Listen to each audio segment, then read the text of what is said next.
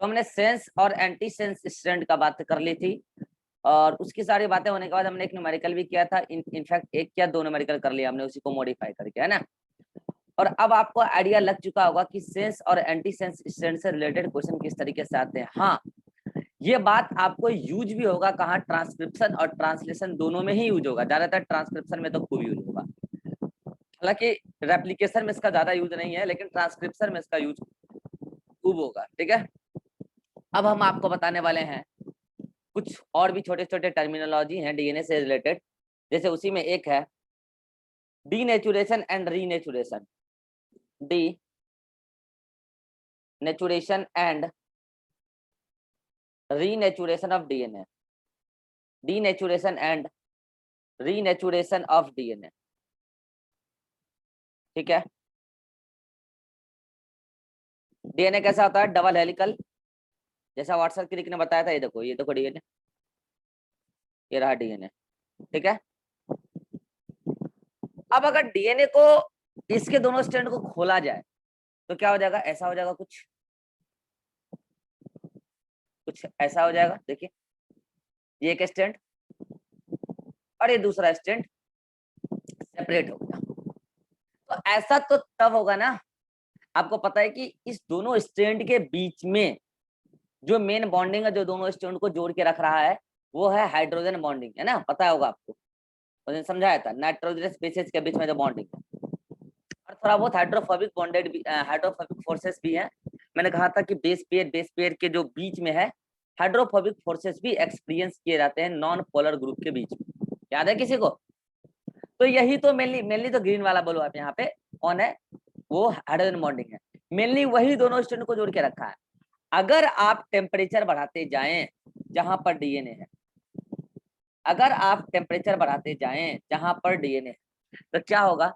ये बॉन्ड टूटता चला जाएगा, ये बॉन्ड टूटता जाएगा, डीएनए सेपरेशन हो जाएगा। यहाँ पे आप ऐसा ना सोचे कि यहाँ पे दोनों स्ट्रैंड बिल्कुल एकदम स्ट्रैंड स्ट्रैंड स्टिक है। अरे 3D डायग्राम मैंने आपको पहले भी समझाया था कि यहाँ पे भी उतना ही डायमीटर है जितना ऊपर है, तो यहाँ पे भी वो स्ट्रैंड क्या हो जाएंगे? अलग हो जाएंगे। ये बॉन्ड भी टूट जाएगा, सारा बॉन्ड टूट जाएगा ऐसे। और नतीजा क्या होगा कि दोनों स्ट्रैंड डीएनए के सेपरेट हो जाएंगे, कुछ ऐसे जैसा इधर बना रखा है। यही है डीनेचुरेशन। अगर टेम्परेचर कम करें, अभी न्यूक्लियोटाइड जो पूरा चेन बनाया हुआ पॉलीन्यूक्लियोटाइड चेन, वो टूटा नहीं है। आपको पता है हाइड्रोजन बॉन्ड और कोवलेंट बॉन्ड में हाइड्रोजन बॉन्ड ज्यादा वीक होता है, कोवलेंट बॉन्ड उसकी तुलना में स्ट्रांग होता है। तो अगर टेम्परेचर इतना ही दिया है अभी कि केवल हाइड्रोजन बॉन्ड टूटा है, ध्यान से सुनेगा मैं जो बोल रहा हूँ, अभी टेम्परेचर इतना ही दिया है कि केवल हाइड्रोजन बॉन्ड टूटा है, इनके बीच में जो फॉस्फोएस्टर बॉन्ड है वो नहीं टूटा है। तो इसका मतलब चेन अभी भी एग्जिस्ट कर रहा है, सिंगल स्टैंडर्ड। ठीक है, और दोनों मीडियम में ही पड़ा हुआ है, जहां डीएनए खुला है वहीं पे दोनों पड़ा हुआ है। तो अगर टेम्परेचर फिर से घटा दिया जाए, क्या बोल रहा हूं मैं, अगर टेम्परेचर फिर से नॉर्मल कर दिया जाए, जिस नॉर्मल टेम्परेचर पर डीएनए डबल स्टैंड फॉर्म में एग्जिस्ट कर रहा था, तो फिर से क्या होने लगेगी? बोलिए, इनके बीच में हाइड्रोजन बॉन्डिंग बनने लगेगी ना बनने लगेगी? वो क्यों टूटा था? हाई टेम्परेचर की वजह से ना टूटा था। तो इनके बीच में फिर से हाइड्रोजन बॉन्डिंग बनने लगेगी और ये फिर से कॉइल हो जाएंगे। यही है डीनेचुरेशन और रीनेचुरेशन। हाई टेम्परेचर पे डीएनए के दोनों स्ट्रैंड का खुल जाना, वो है डीनेचुरेशन। ठीक, उसके बाद लो टेम्परेचर पर दोनों स्ट्रैंड का अगेन क्वाइलिंग हो जाना, रिक्वाइलिंग हो जाना, फिर से उसका दोनों स्ट्रैंड का जुड़ जाना, दिस इज रीनेचुरेशन। यही है denaturation and renaturation of DNA. Point की बात यह है कि टेम्परेचर बढ़ाओगे तो डीनेचुरेशन होगा, टेम्परेचर घटा के नॉर्मल कर दोगे तो रिक्वायलिंग मतलब डीनेचुरेशन होगा। बोलिए, सभी को समझ में आ गया ये बात? चलिए बोलिए।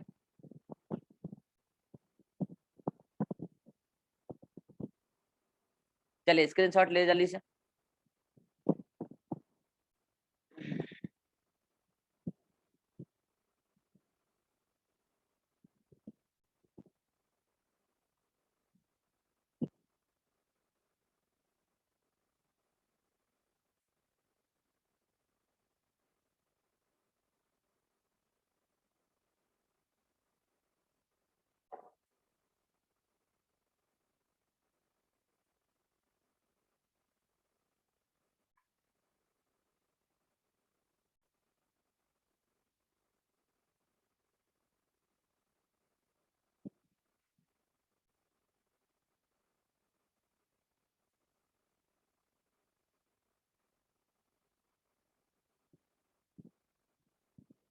अगला क्या है, मेल्टिंग टेम्परेचर। अगला पॉइंट क्या है, मेल्टिंग टेम्परेचर। ठीक है, ऐसे समझाते हैं।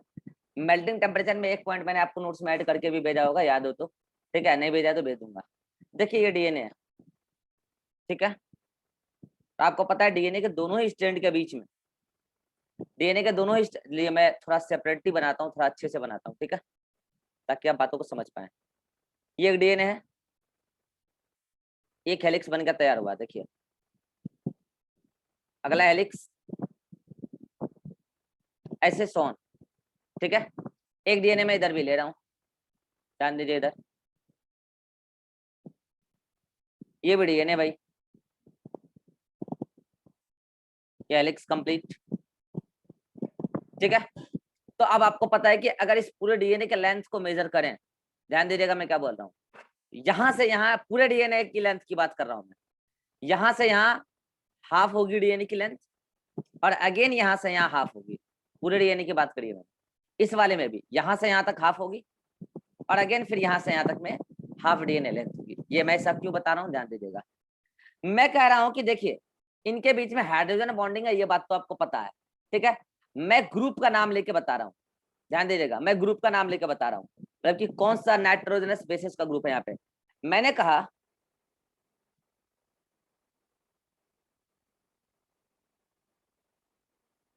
ये बात बिल्कुल गलत है, कोई भी बच्चे आज के बाद ऐसा नहीं करेंगे। क्लास का टाइमिंग होगी, आप कॉल पे कहीं भी बात करें, क्लास से ज्यादा अर्जेंट कुछ भी नहीं है। देखिए बीच में क्लास आ रही है, कहाँ थे निशा अब तक? निशा, सॉरी सर, वो फोन मेरे पास नहीं था अभी। अच्छा फोन आपके पास नहीं था, क्योंकि फोन आपका बता रहा था बिजी ऑन अनदर कॉल। ठीक है, फैमिली मेंबर में सबको बोला कीजिए कि क्लास के टाइमिंग में मेरा फोन मेरे पास रहने दीजिए, ठीक है। कोई भी हाँ बहुत ज्यादा अर्जेंसी हो तो फिर वो अलग मैटर है, वो एक अलग केस है। अदरवाइज मान लिया जाए घर में मम्मी को बुआ से बात करना है तो बोले ना क्लास के बाद बात कीजिएगा, पापा को किसी से करना क्लास के बाद बात कीजिएगा, अर्जेंसी है तो अलग बात है, ठीक है। अदरवाइज घर में स्ट्रिक्टली मना कर दीजिए क्लास का टाइम फोन नहीं देंगे, ठीक है। Sorry sir. हाँ, और ये और नए वाले बच्चे ज्योति को देख रहे थे, लेकिन क्लास के टाइम कौन भाभी से फोन पे बात कर रही थी, ये कोई सही तरीका नहीं है ज्योति, ठीक है। क्लास के टाइमिंग में भाभी भैया दूर, क्लास के बाद बात करेंगे, ठीक है। पढ़ाई कीजिए। चलिए, तो मैं आपको समझा रहा था जो थी निशा, आपका जो भी चीज छूट गया वो आप वीडियो देख लीजिएगा 12 मिनट का, ठीक है, वीडियो अपलोड होगा तो। ये वाला चीज समझाया मैंने, डीनेचुरेशन एंड रीनेचुरेशन समझा दिया है। चलिए अभी ये समझा रहे हैं, मेल्टिंग टेम्परेचर समझा रहे हैं, ठीक है, ध्यान दीजिएगा। मैं कह रहा हूँ कि डीएनए का ये एक स्ट्रैंड है और ये दूसरा स्ट्रैंड है, ठीक है। ये मैंने एक केस लिया, केस नंबर 1, ओके। ये लिया केस नंबर 2, इसमें भी डीएनए का 2 स्ट्रैंड है, ओके। अब मैं कह रहा हूँ कि मैं आपको यहाँ पर डीएनए का जो स्ट्रैंड है, दोनों स्ट्रैंड में न्यूक्लियोटाइड बेस पेयर पूरा बता दूं। चलिए बताते हैं। देखिए बेस पेयर रैंडम होता है, ठीक है। आपको पता है कि अगर मान लिया जाए ये वाला डीएनए का स्ट्रैंड 3' to 5' है, मान लिया ये वाला 5' to 3' है, तो सामने वाला 5' to 3' सॉरी 3' to 5' होगा, मतलब एंटी पैरेलल इन नेचर। ये वाला भी अगर 5' to 3' है तो ये 3' to 5' रहा होगा, ठीक है, एंटी पैरेलल इन नेचर। मैं क्या कह रहा हूँ ना कि यहाँ पे आप न्यूक्लियोटाइड बेस पेयर लिखिए, तो मैं कह रहा हूँ कि दिस इज रैंडम, कौन सा न्यूक्लियोटाइड में कौन सा बेस आएगा ये कोई परफेक्ट नहीं होता, ठीक है। हर डीएनए का अपना अपना होता है। तो मैंने कहा मान लो सपोज दैट यहाँ पहला ए आया, देन यहाँ पे सी आया, देन यहाँ जी आया, देन वो वाला चेन कंटिन्यू कीजिए, फिर आगे बेस पेड़ लगा, बेस उसका पेयरिंग लग कर देंगे। जी आया, फिर अगेन ए आया, टी आया, फिर अगेन ए आ गया, ए आ गया, फिर सी आ गया, फिर टी और टी आ गया, फिर सी आया, फिर जी आया, फिर ए और टी आ गया, ठीक है। चलिए ये मैंने एक स्टैंड का पूरा बेस लिखा है, दूसरे स्टैंड का बेस निशा बताएगी, पूरा करेगी इसको। चलिए कीजिए जल्दी से। ए के सामने कौन आएगा दूसरे स्टैंड में? निशा। सर ए के सामने टी आएगा, बोलते चलिए सीक्वेंस में। और जी, हम्म सी, हम्म फिर T, hmm A, hmm T, hmm T, hmm G, hmm A, hmm A, hmm G, hmm C, T A. ठीक है, सब बस।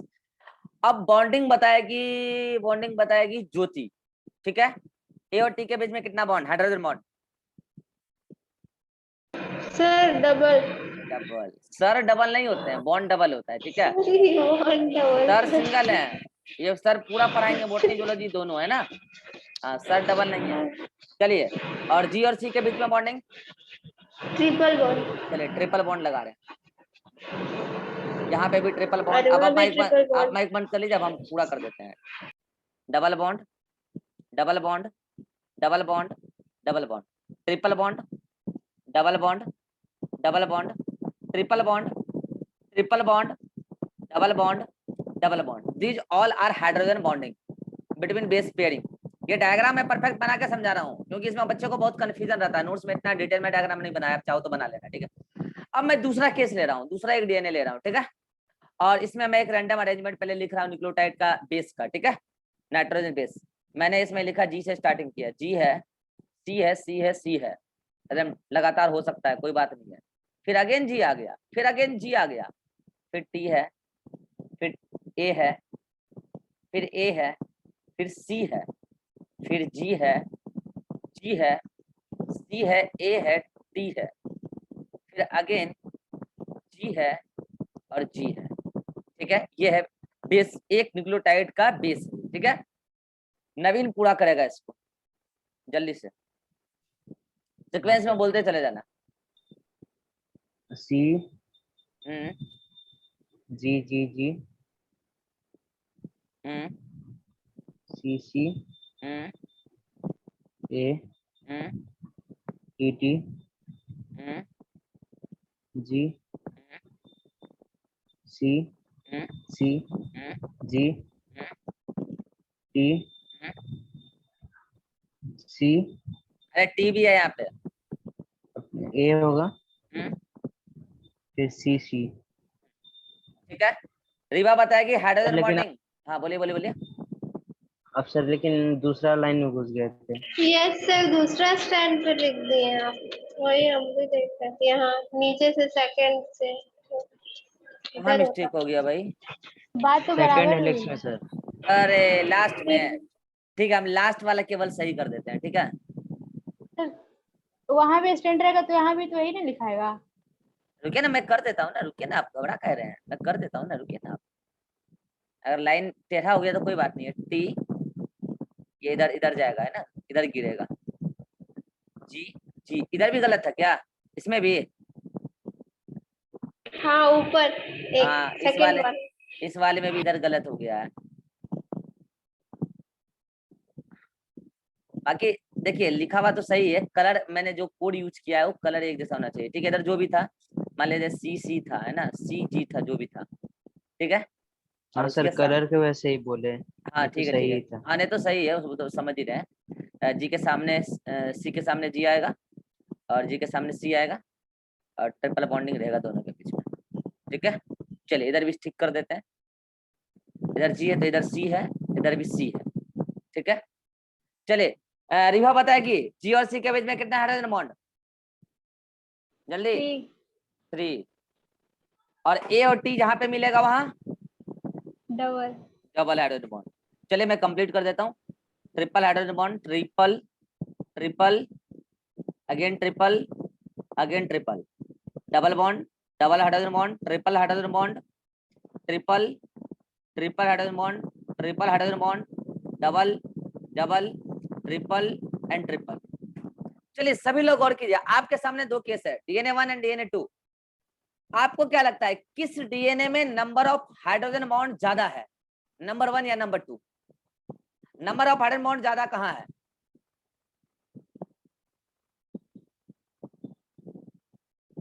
सेकंड वाले में। सब लोग अपना अपना आंसर बोलिए।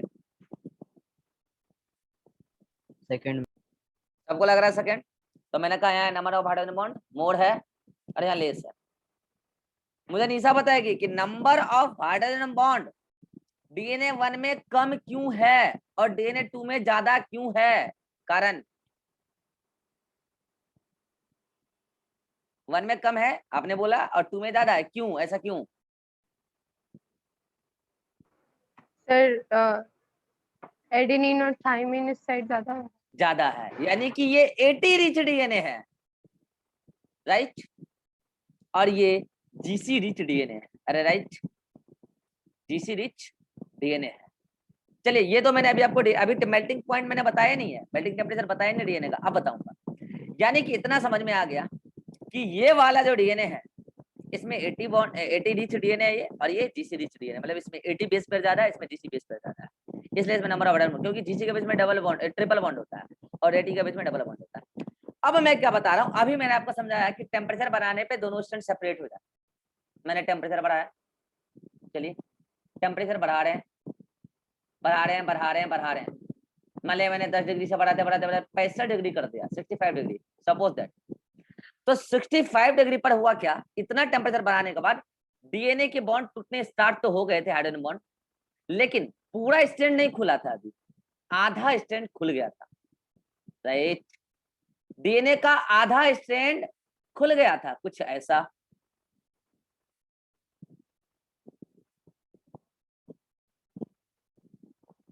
डीएनए का आधा स्ट्रैंड खुल गया था,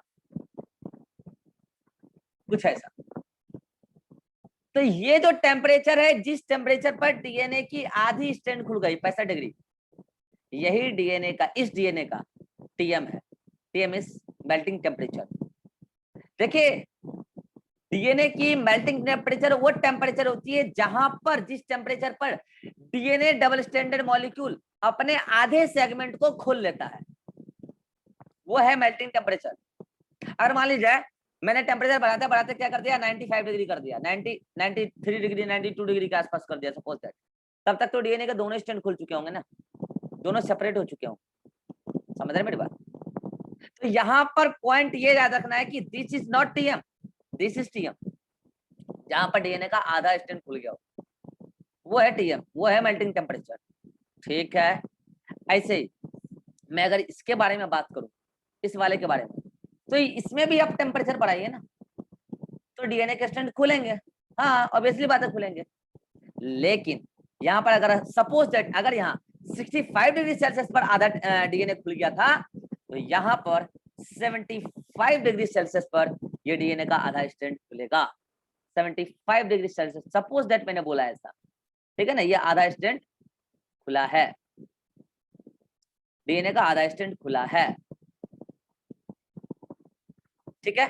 लेकिन यहाँ पर जब आपने 75 किया तब, हाँ अगर आप इसको बढ़ा के कर दोगे मान लो 100 डिग्री के आसपास, तो डीएनए के दोनों स्ट्रैंड खुल जाएंगे, नो डाउट, डीएनए के दोनों स्ट्रैंड खुल जाएंगे, कोई दिक्कत नहीं है। तो यहाँ पर टीएम क्या है, 75 डिग्री सेल्सियस इस डीएनए का टीएम है, मतलब मेल्टिंग टेम्परेचर है। इसका मतलब मेल्टिंग टेम्परेचर डीएनए का वो टेम्परेचर होता है जहां पर एक डबल स्टैंडर्ड डीएनए मॉलिक्यूल अपने आधे लेंथ के सेगमेंट को सिंगल स्टैंडर्ड बना लेता है। कितनों को समझ में आ गया मेल्टिंग टेम्परेचर क्या होता है?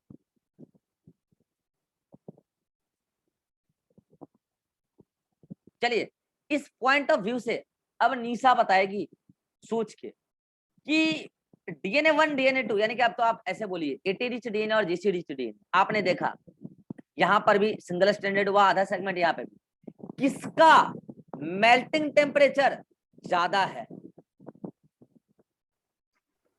80 रिच का।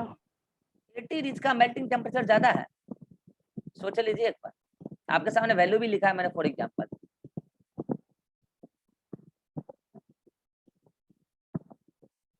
एटी रिच का ज्यादा, जीसी रिच का ज्यादा है यार। और मैंने बताया क्यों ज्यादा है, क्योंकि यहाँ पर बॉन्ड देखिए ना, आधे सेगमेंट में आप बॉन्ड काउंट कीजिए, इसके तुलना में ज्यादा आएगा, समझ रहे हैं मेरी बात, इसके तुलना में ज्यादा है और इसको तोड़ने में ज्यादा हीट देना पड़ेगा। इसका मतलब जीसी रिच डीएनए ज्यादा स्ट्रांग होता है, इसमें स्ट्रेंथ ज्यादा होती है बॉन्डिंग की, और ये लेस स्ट्रांग होता है, मतलब लेस स्ट्रेंथ होता है, बॉन्डिंग इसमें उतना, मतलब नंबर ऑफ बॉन्डिंग में डिपेंड करता है ना डीएनए के दोनों स्ट्रैंड की बाइंडिंग स्ट्रेंथ। तो अब ये बात मैंने आपको पहले भी समझाया था, अब आप ही गौर कीजिए कि ऐसे डीएनए किसके पास ज्यादातर पाए जाते होंगे, जिसके अंदर हाई मेल्टिंग टेम्परेचर मतलब कि होगा। देखिए मैं आपको पहले भी बताया मैंने पहले जो एनवायरनमेंट था एडवर्स एनवायरनमेंट था, जहां पर टेम्परेचर बहुत ज्यादा हुआ करता था जब इस अर्थ पर पहली बार लाइफ एग्जिस्ट किया था। मैं इवोल्यूशन में कहानी आपको सुनाऊंगा। तो उस टाइम टेम्परेचर बहुत ज्यादा था, तो उस टाइम जो ऑर्गेनिज्म आए थे, रिवा बताएगी सोच के, उस टाइम जो ऑर्गेनिज्म आए थे उसके अंदर, उसके डीएनए में जीसी रिच होना ज्यादा कंपलसरी था या एटी रिच होना ज्यादा कंपलसरी था? जब स्टार्टिंग में ऑर्गेनिज्म इवॉल्व, क्यों होना ज्यादा जीसी रिच ज्यादा जरूरी था? क्योंकि हाई टेम्परेचर को वो टॉलरेट कर हाँ, सके। क्योंकि हाँ हाई टेम्परेचर को टॉलरेट कर सके, क्योंकि एनवायरनमेंट की टेम्परेचर ऑलरेडी ज्यादा थी, और अगर उसके डीएनए का मेल्टिंग पॉइंट कम रहता है, मेल्टिंग टेम्परेचर कम रहता, तब तो उतना हाई टेम्परेचर में तुरंत मेल्ट कर जाता और वो डीएनए एग्जिस्ट ही नहीं करता, तो अगले जनरेशन में ट्रांसफर ही नहीं करता, तब लाइफ आगे बढ़ता ही नहीं। लेकिन उस टाइम जो डीएनए बना, संजोग से बाई चांस जिसे रिच बना और वो उस हाई टेम्परेचर को झेल पाया। इसलिए आज आप जितने भी प्रोकैरियोटिक ऑर्गेनिज्म की हिस्ट्री उठाइएगा, या आज भी अगर आप प्रोकैरियोटिक डीएनए को पढ़िएगा, उसके न्यूक्लियोटाइड सीक्वेंस को पढ़िएगा, तो आपको जी से रिच डीएनए मिलेगा, एटी भी मिलेगा वहां पे, लेकिन जी से रिच मिलेगा। और यूकैरियोट्स में धीरे धीरे टेम्परेचर कूल डाउन हुआ, अपने आप में एडेप्टेशन आया। ये सब कहानी मैं आपको इवोल्यूशन में सुनाऊंगा, बहुत इंटरेस्टिंग कहानी। तो अपने अंदर आया एडेप्टेशन धीरे धीरे, फिर टेम्परेचर कूल डाउन होता चला गया। तो हम लोग सोचे कि अब भाई उतना बॉन्डिंग रखने का जरूरत नहीं है, उतना वजन ढोने का जरूरत ही नहीं है, जीसी 80 से काम चल जाएगा हमारा। तो 80 रिच डीएनए हमारे अंदर यूकैरियोट्स में डेवलप किया। तो अब ज्योति बताएगी माइटोकॉन्ड्रिया और क्लोरोप्लास्ट के डीएनए में आपको क्या लगता है, जीसी रिच डीएनए होगा या 80 रिच डीएनए होगा? 80 रिच डीएनए नहीं होगा, क्योंकि आप सेल हमसे नहीं पढ़े इसलिए आप ऐसा बता रहे हैं, कोई बात नहीं। नवीन बताओ। यस सर, जीसी होगा। जीसी होगा, क्योंकि मैंने जब सेल पढ़ाया था तब समझाया था सभी को कि माइटोकॉन्ड्रिया और क्लोरोप्लास्ट प्रोकैरियोटिक ऑर्गेनिज्म ही यूकैरियोट के अंदर आके एडजस्ट हो गए, फिट हो गए। इनफैक्ट वो प्रोकैरियोटिक ऑर्गेनिज्म ही यूकैरियोटिक सेल का हिस्सा बन गया, ऐसा मैंने सेल में सिखाया। आप पढ़ोगे वीडियो से तो आपको पता चलेगा। इसका मतलब जैसा डीएनए प्रोकैरियोट में, वैसा ही माइटोकॉन्ड्रिया और क्लोरोप्लास्ट में पाया जाएगा, जो यूकैरियोटिक सेल का एक सेल ऑर्गेनली है। तो आज से आप ठूस लीजिए भेजे में कौन कौन GC rich DNA, prokaryotic DNA, mitochondrial DNA और क्लोरोप्लास्ट डीएनए, और कौन एटी रिच डीएनए, यूकैरियोट्स के अंदर न्यूक्लियर डीएनए, जो न्यूक्लियस के अंदर है वो एटी रिच, और यूकैरियोट्स के अंदर जो माइटोकॉन्ड्रिया क्लोरोप्लास्ट के अंदर है वो जीसी रिच, और प्रोकैरियोट के अंदर सारे के सारे GC rich. This is the melting temperature. कितनों को समझ में आ गया? हाथ खड़ा करिए जल्दी से। This is the melting temperature. चलिए स्क्रीनशॉट जल्दी से स्टार्टिंग से ले लीजिए, 1 2 3 क्लिक, नेक्स्ट 1 2 3 क्लिक। चलिए अब मैं आपको एक और बात बताता हूँ, खूबसूरत बात, इसमें ज्यादा डिटेल में आपको घुसना नहीं है। वैसे लाइट एब्जॉर्प्शन, क्या बता रहा हूँ मैं आपको? Light absorption bye DNA. Okay, light absorption bye DNA. देखिए आपको मैंने कहा है कि डीएनए नेचुरली सिंगल स्टैंडर्ड किसी किसी में ही मिलता है, कुछ वायरस में, अदरवाइज डीएनए तो डबल स्टैंडर्ड ही मिलता है, बताया ना आपको मैंने। तो मान लीजिए सिंगल स्टैंडर्ड डीएनए है, ओके, सिंगल स्टैंडर्ड डीएनए है, और एक तरफ मैं मान रहा हूं कि डबल स्टैंडर्ड डीएनए है, डीएसडीएनए लिख देता हूं शॉर्ट, ठीक है। मैं कह रहा हूं कि जो सिंगल स्टैंडर्ड डीएनए होते हैं ना, ये लाइट को ज्यादा एब्जॉर्ब करते हैं, एब्जॉर्ब्स मोर लाइट, ये आपको डायरेक्ट याद रखना है, एब्जॉर्ब्स मोर लाइट। अगर किसी को ज्यादा एक्साइटेशन है सर ये डीएनए ज्यादा कैसे एब्जॉर्ब करता है, मुझे पूरा समझाइए, तो आप मेरे से गले में मिलेगा, मैं आपको पूरा एक्सपेरिमेंट समझा दूंगा, लेकिन वो आपके किसी काम का फिलहाल तो नहीं है, एमबीबीएस में काम आए। जो चीजें यहाँ आपको पढ़ानी चाहिए वो मैं ऑलरेडी अधिक पढ़ाता हूँ, पूरे मार्केट में इतना कोई नहीं पढ़ाता है, जो लोग अदर टीचर से पढ़े वो जान रहे हैं, लेकिन वो चीजें जो बिल्कुल ही आपके लेवल का काम का नहीं है तो बेकार है समझाना, ठीक है। एब्जॉर्ब्स लेस लाइट, इसका भी एक्सपेरिमेंटल प्रूफ है, एक्सपेरिमेंट से पता चला है कि सिंगल स्टैंडर्ड डीएनए लाइट को कम एब्जॉर्ब ज्यादा एब्जॉर्ब करता है, और डबल स्टैंडर्ड लाइट को कम एब्जॉर्ब करता है, ठीक है। तो ये एक तो फैक्ट आपको डायरेक्टली याद रखना है कि सिंगल स्टैंडर्ड जो है लाइट को ज्यादा एब्जॉर्ब करता है और ये कम एब्जॉर्ब करता है। अब मैं बोलता हूँ, चलिए मैंने बोला कि अगर मैं लाइट की इंटेंसिटी बढ़ाऊं तो पर यूनिट टाइम में, पर यूनिट एरिया में लाइट को ज्यादा एब्जॉर्ब करेगा, तब वो लाइट इंटेंसिटी बढ़ाना फायदा होगा जो उसको एब्जॉर्ब कर रहा है। तो मैं कह रहा हूँ कि अगर मैंने लाइट बढ़ाया एक कंडीशन ये, और मैं बोल रहा हूं कि अगर मैंने लाइट घटाया, इधर बोल रहा हूं मैं लाइट घटाया, पहले बोल रहा हूं लाइट घटाया, और देन बोल रहा हूं लाइट बढ़ाया, ठीक है, लाइट बढ़ाया, तो क्या मैं इस लाइट घटाने की फिनोमिना को हाइपोक्रोमेटिक इफेक्ट कह सकता हूं? क्रोम वर्ड आता लाइट के लिए, हाइपोक्रोमेटिक इफेक्ट कह सकता हूं। और क्या मैं इस लाइट बढ़ाने की इफेक्ट को हाइपर क्रोमेटिक इफेक्ट कह सकता हूं? हाइपर क्रोमेटिक इफेक्ट कह सकता हूं। अब बताइए रिभा, अभी अभी आपको मैंने ताजा तारीख सिखाया है, एकदम गर्मा गर्म, ये देखो, सिंगल स्टैंडर्ड डीएनए मोर लाइट को ऑब्जर्व करता है and double standard DNA less light को ऑब्जर्व करता है। यदि डीएनए पर हाइपर क्रोमेटिक इफेक्ट डाला जाए तो कौन सा डीएनए किस में कन्वर्ट होगा? सिंगल स्टैंडर्ड डबल में या डबल स्टैंडर्ड डीएनए में? कंसेप्ट मैंने आपको सिखाया है। सर डबल सिंगल में कन्वर्ट होगा। डबल सिंगल में कन्वर्ट होगा, यानी कि अगर लाइट बढ़ाया जाए, मतलब हाइपर क्रोमेटिक इफेक्ट डाला जाए, तो डबल स्टैंडर्ड सिंगल में कन्वर्ट हो जाएगा। क्यों? क्योंकि मोर लाइट को तो single DNA, single standard DNA ही एब्जॉर्ब कर सकता है। ऐसा ही नवीन बताओ, अगर हम लाइट को घटाएं, अगर हम लाइट को घटाते चले जाएं, उसकी इंटेंसिटी को घटाते चले जाएं, तो आप ही बताइए उसका जो हाइपोक्रोमेटिक इफेक्ट है वो, तो उस समय कौन सा डीएनए किस में कन्वर्ट होगा? सिंगल स्टैंडर्ड डबल में या डबल स्टैंडर्ड डीएनए में? कौन सा किस में कन्वर्ट होगा? सिंगल स्टैंडर्ड से डबल स्टैंडर्ड में डबल स्टैंडर्ड में। क्यों? क्योंकि अगर लाइट घटाया जा रहा है तो कम लाइट को हाँ। एब्जॉर्ब करने की टेंडेंसी तो डबल स्टैंडर्ड डीएनए रखता है। डबल स्टैंडर्ड कुल में मिला के ये फैक्ट आपको पता होना चाहिए। और मैं फिर बोल रहा हूँ, अगर आपको ये याद है तो बाकी ये तो आप निकाल ही लोगे, ठीक है। अदरवाइज ये आपके उतना काम में आता भी नहीं, कई बार क्वेश्चन फ्रेम हो जाता है। स्क्रीनशॉट लीजिए जल्दी से, जल्दी से स्क्रीनशॉट लीजिए, ठीक है। अच्छा, आपका नोट्स में वेवलेंथ भी दे रखा होगा, कितना वेवलेंथ के बाद कितना के कम, वो आपके काम का नहीं है, ठीक है। अगर आपको ये बात पता है, इतना सफिशियंट है आपके लेवल पे कि लाइट को ज्यादा एब्जॉर्ब करता है और ये कम एब्जॉर्ब करता है, ठीक है। इतना बात मैंने बता दिया। चलिए स्क्रीनशॉट ले लीजिए जल्दी से, एक और टर्मिनोलॉजी बताऊंगा तब आगे बढ़ेंगे।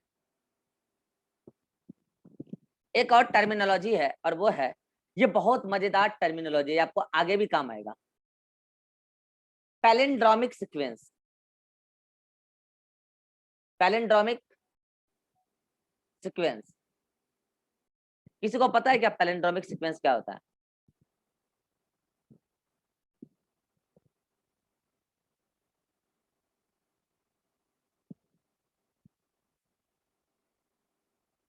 मैं कह रहा हूं कि 4 या 6 या 8 बेस पेयर लंबा डीएनए, सपोज दैट मैंने कहा कि ये एक डीएनए है, सपोज दैट मैंने कहा ये एक डीएनए है, ओके।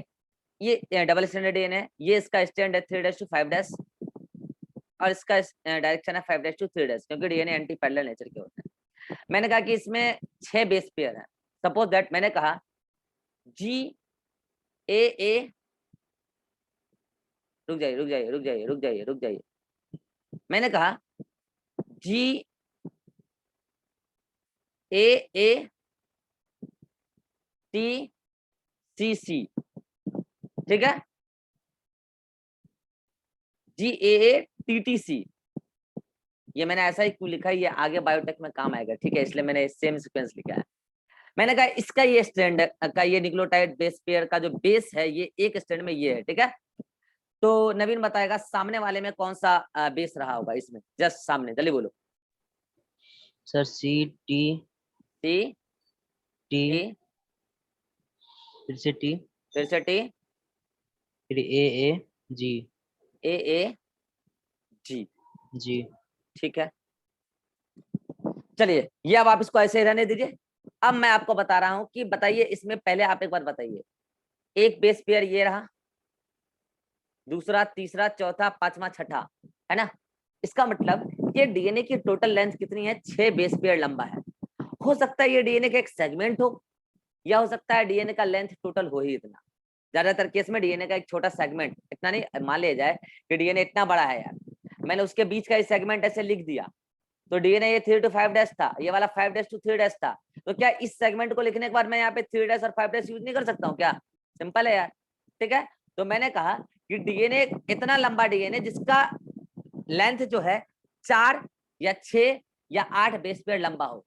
और खासियत, अब सुनेगा मैं क्या बोल रहा हूं, उस डीएनए के दोनों स्ट्रैंड में जब आप बेस पेयर को रीड कीजिएगा अपोजिट डायरेक्शन में, in opposite direction in both strand, तो वो रीडिंग सेम होना चाहिए, वो रीडिंग सेम होना चाहिए। पहले मैं इसको देसी वर्जन में समझाता हूं। आइए, एक देसी वर्जन में एक वर्ड मैं आपको बोलता हूं, ठीक है। कनक, क्या बोला मैंने? कनक एक वर्ड है। इस कनक को आप इधर से पढ़िए, क्या हुआ? को नो को कनक, अरे ठीक है। इसको आप इधर से पढ़िए, क्या हुआ? को नो को कनक। सुना बचपन में उल्टा सीधा एक समान वाला वर्ड। इंग्लिश में एक वर्ड बताता हूं, मलयालम।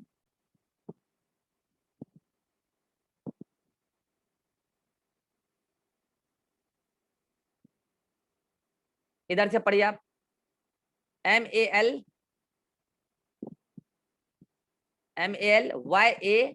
मलयालम होता है, ए होगा यहाँ पे। रुक जाइए एक मिनट, रीडिंग कीजिए, दोनों साइड से सेम आ रहा है। MALYALAM, इधर से MALA, हाँ यहाँ पे ए होगा, ठीक है। अब आप रीड कीजिए MALAYALAM, इधर से पढ़िए MALAYALAM, मलयालम, ठीक है। ये एक इंग्लिश वर्ड मैंने आपको एग्जांपल दिया, और एक ये मैंने आपको हिंदी वर्ड एग्जांपल दिया। आप इस दोनों वर्ड को रीड कीजिए, क्या दोनों ही डायरेक्शन में, अपोजिट डायरेक्शन में रीड करने पर रीडिंग सेम आ रहा है कि नहीं आ रहा है? कितनों के बाद समझ में आया? अरे बचपन में भी खेले भी हो गए यार आपको, कि ऐसा कोई वर्ड बताओ जो उल्टा सीधा एक समान है। हिंदी में एक वर्ड बताया मैंने कनक, ठीक है। इंग्लिश में एक वर्ड बताया मलयालम। ये आपके 12th वाले बायोलॉजी में, बायोटेक्नोलॉजी में ये वर्ड दिया भी है, मलयालम। उल्टा सीधा एक समान रीडिंग आता है। तो ऐसा डीएनए का, कोई भी डीएनए ऐसा जो 4 या 6 या 8 बेस पेयर लंबा हो, और उसको दोनों स्ट्रैंड में अपोजिट डायरेक्शन में रीड करने पर इस रीडिंग सेम आए। जैसे कि आप इसमें रीड कीजिए, मैंने आपको एग्जांपल दिया है। यहाँ पे आप इस वाले स्टैंड में 5 to 3 डेज में रीड कीजिए, ये तो क्या आया? GATTC। तो इस वाले में आप इधर से रीड मत कीजिएगा भाई, अपोजिट डायरेक्शन मतलब इधर से। इसका मतलब भले ही मैं डीएनए के एंड के हिसाब से अपोजिट डायरेक्शन बोल रहा हूं, सुनिए मैं क्या बोलने वाला हूं, कि इधर से इधर मतलब अप से डाउन, और इसमें डाउन से up, this is opposite direction. मगर according to the end of DNA, मतलब कौन सा एंड? 5 to 3 डेज एंड वाला डायरेक्शन, वो सेम है। आप गौर कीजिए, भले ही ये डायरेक्शन अपोजिट है, ये डायरेक्शन अपोजिट है according to direction, but according to end of DNA the direction is same, 5 days to 3 days। या तो आप इस डायरेक्शन में रीड कर लीजिए, या नहीं तो आप इस डायरेक्शन में रीड कर लीजिए, 3 days to 5 days। आइए आपको रीड करा देते हैं, इसमें पढ़िए CTTAAG। अरे वाह, अब इसमें ऊपर से नीचे पढ़े तो इसमें नीचे से ऊपर पढ़िए, यानी कि इसमें भी अगर 3 to 5 पढ़े हैं तो इसमें भी 3 to 5 पढ़िए। CTTAAG, क्या रीडिंग सेम है? सभी को समझ में आया मैं क्या बोलना चाह रहा हूँ? क्या रीडिंग सेम है? सभी लोग समझ पाए तो हाथ खड़ा कीजिए। ज्योति, रिभा, चले सब लोग समझ गए, सिंपल है यार। कहने का मतलब ये है कि अगर मैं डीएनए के एंड के डायरेक्शन के हिसाब से बात करूंगा तो डायरेक्शन सेम होना चाहिए, या तो 5 to 3 days या तो 3 to 5 days, मतलब दोनों में एक ही डायरेक्शन में रीड करना है, एक ही डायरेक्शन में रीड करना है, ठीक है। और अगर मैं नॉर्मली इस हिसाब से बात करूं, अप डाउन या फिर लेफ्ट राइट, इस हिसाब से, तो अपोजिट एंड, जैसे कि मान लो इसमें मैंने इस एंड से रीड किया, तो दूसरे वाले में जस्ट सामने से रीड नहीं करना है, अपोजिट एंड से रीड करना है। ये मैंने अपोजिट का सेंस यहाँ पर ये बोला है, ठीक है। कुल मिला के आप तो ये कंसेप्ट पकड़िए कि अगर डीएनए के डायरेक्शन वाइज के हिसाब से बात करें तो या तो 5 to 3 days या तो 3 days to 5 days में रीड करना है, दोनों में एक डायरेक्शन पकड़ लेना है। और अगर रीडिंग सेम आ जाए तो डीएनए का वो पर्टिकुलर सेगमेंट पैलिंड्रोमिक सीक्वेंस कहलाता है।